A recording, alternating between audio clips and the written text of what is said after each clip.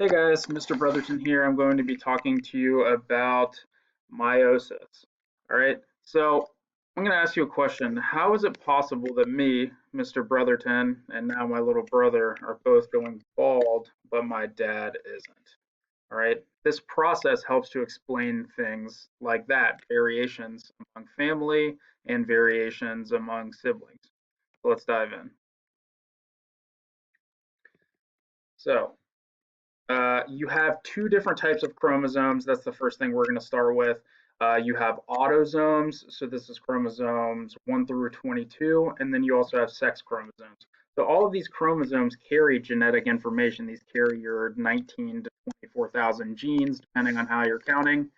Um, Now, some of those are on your autosomes, and some of those are on your sex chromosomes. Your sex chromosomes, the X and the Y, also carry a little bit of extra information that kind of tell you whether you're going to be male or female.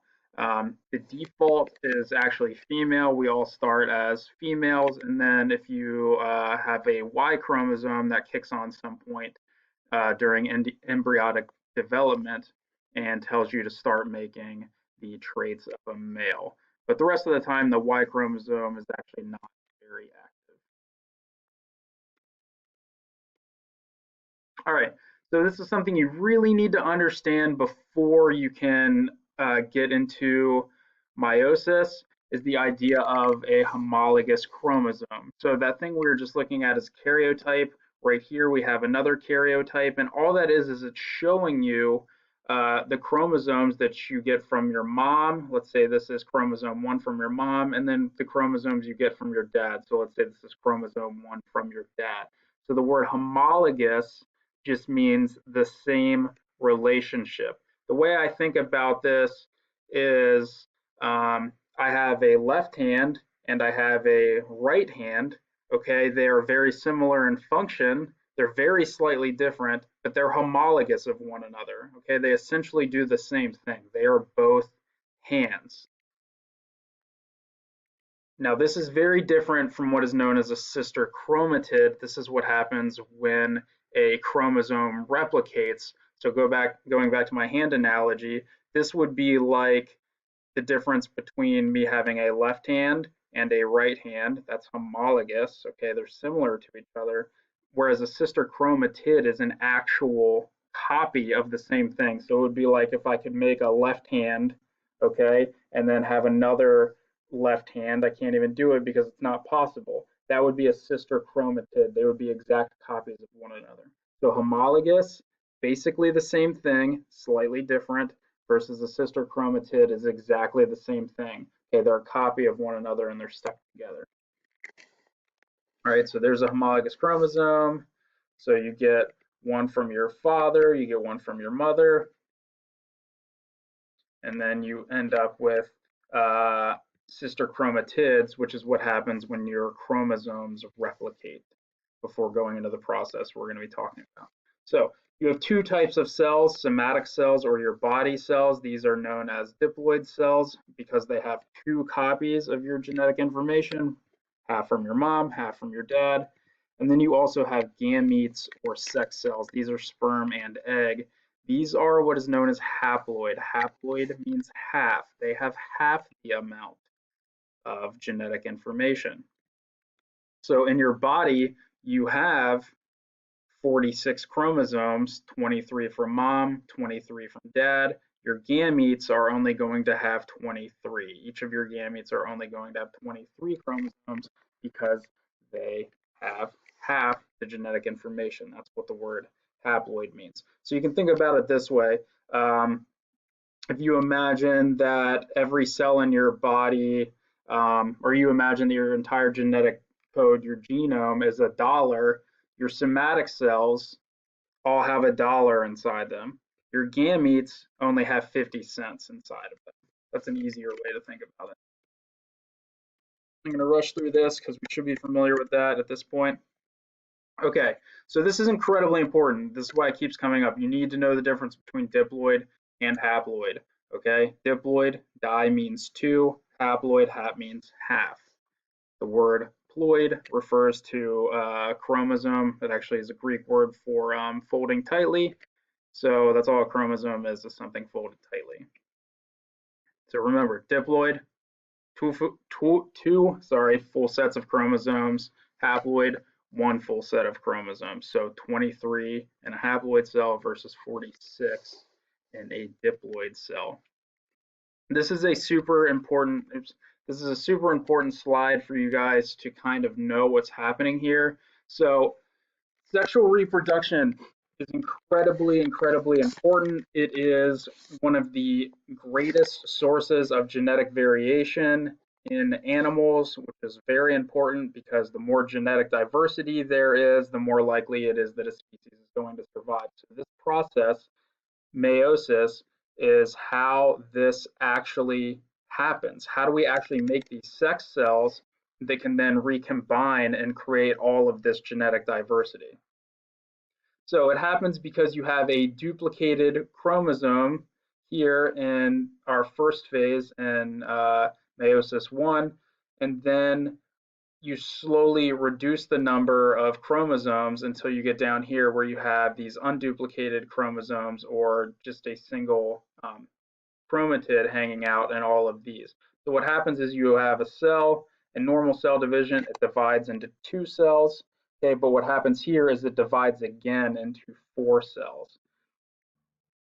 So let's kind of dive into this. So sexual reproduction, a lot of organisms reproduce this way. Some reproduce asexually. And asexual reproduction is a disadvantage in a lot of ways because it just produces genetically identical clones. So if you have any issues, they're going to be perpetuated throughout the population because you're making a clone, whereas in sexual reproduction, you can recombine your genetic information and maybe be able to mask some of those traits, which we'll talk about here in a second. So the other important word you need to know here is this new word. It is zygote. Okay, so a zygote is just a fancy way of saying that it is after an egg cell and a sperm cell have fused together, that becomes known as a zygote. A fertilized egg cell is known as a zygote. We'll get into more of that when we talk about heredity in the next unit. All right, so let's kind of dive into this. The purpose of this whole thing is to make sex cells that have half of the normal number of chromosomes. You only need one set in a sex cell because remember, these are going to combine with another one that has half of a set, and you're going to end up with 46 again. Okay, this keeps coming up, the haploid diploid thing. You need to know the difference. So what is going on here? What is the big picture? We end up having 2 different instances of cell division. The first one we call meiosis 1. The second one we call meiosis 2. So in meiosis 1, we have a separation of homologous chromosomes. So this would be like, remember we have the hand analogy. This would be like your hands separating. This is a reduction from a diploid duplicated chromosome into a haploid duplicated chromosome. So the same way of saying a haploid duplicated chromosome is by saying that they're just sister chromatids. And meiosis 2, we have a separation of sister chromatids. So it is a duplicated haploid daughter cell that is dividing again, so that way we only end up with half of our genetic information. And it makes more sense when you see this in pictures. So we didn't really talk about the cell cycle because we ran out of time. Just understand that usually a cell is hanging out doing its normal cell stuff. And it kind of has 3 life phases the same way that you have a childhood, adolescence, and adulthood. A cell kind of does the same thing where it's growing and making proteins, doing its normal stuff. Then the chromosomes replicate. Okay, this is how you end up with your sister chromatids. And then your cells continue to grow and make proteins. And then they can enter a phase where they end up dividing. All right, so this first stage of nuclear division is known as prophase 1. You don't need to know all of these phases. I'm going to run through them really quick. But in prophase 1, basically your nucleus starts to break down and your homologous chromosomes kind of condense and pair up and become visible. So I put this little red spot on this chromatid so that way you can kind of see how stuff is moving around throughout this process. So keep your eye here as I go through these, and you'll kind of get an idea of what is going on. The really important part about prophase 1 is this right here, crossing over. So what happens is your homologous chromosomes will line up and they'll actually swap genetic information. So we'll see what this looks like on this next slide. So this is one of the biggest, most important parts of all of meiosis, sorry. So during prophase 1, your homologous chromosomes line up. So that means let's say chromosome 1 from mom and chromosome 1 from dad, they line up together. And what they do is they kind of come together, like how I'm bringing my hands together, and then they get tangled up with each other. And what happens is they actually end up swapping pieces of DNA. So this process actually creates new combinations of genes. If you look here, so they swapped this orange part here, went over here, and this blue part that was here went over here. So what you've now done is you've greatly increased genetic diversity because you're actually creating chromosomes that are different than either of the chromosomes you received from your parents.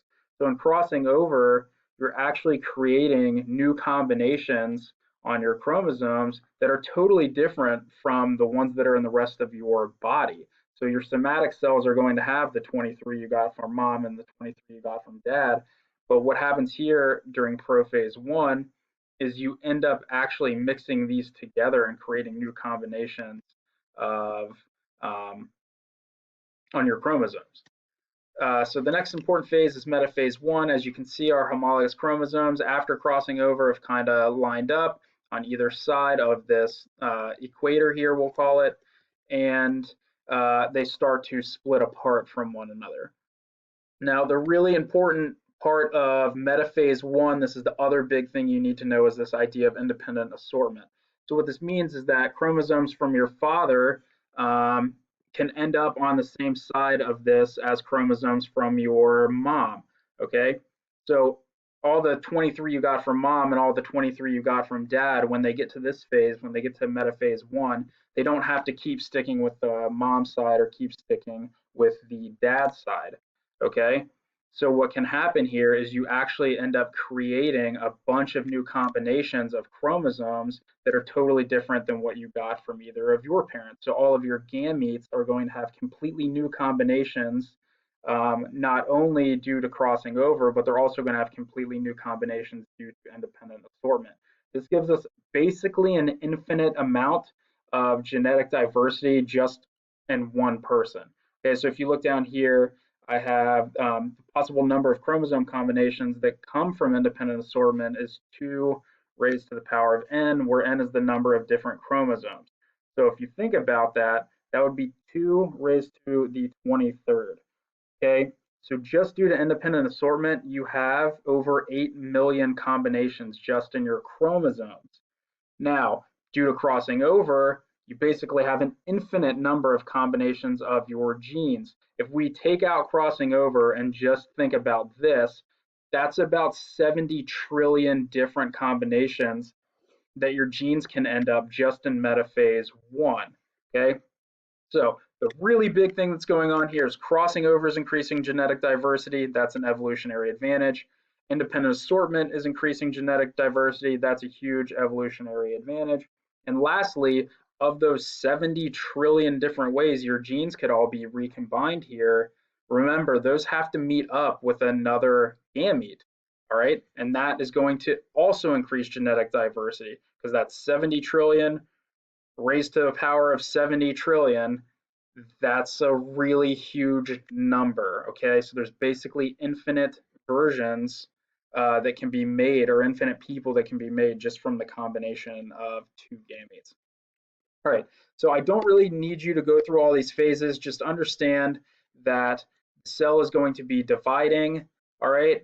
And we're going to end up here at the end of telophase 1 with 2 haploid daughter cells. And if we go all the way through prophase and all of this stuff, what you end up with is 4 cells that only have half of the genetic information.